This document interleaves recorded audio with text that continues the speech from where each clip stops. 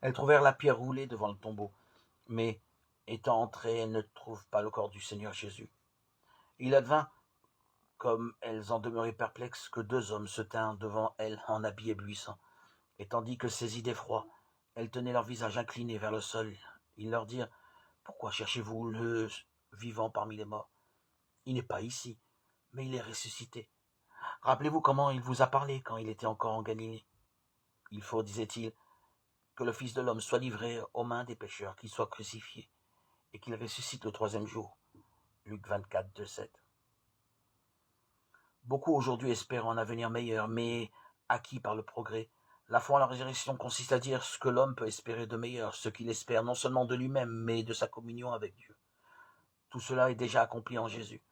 Combien d'entre nous, combien de peuples s'adressent à Dieu pour atteindre cette espérance?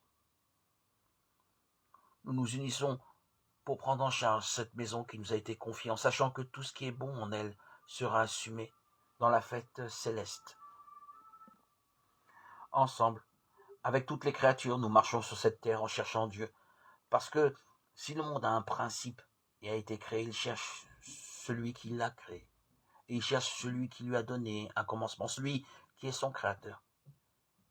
Marchons ensemble, que nos luttes et notre préoccupation pour cette planète ne nous enlèvent pas la joie de l'espérance.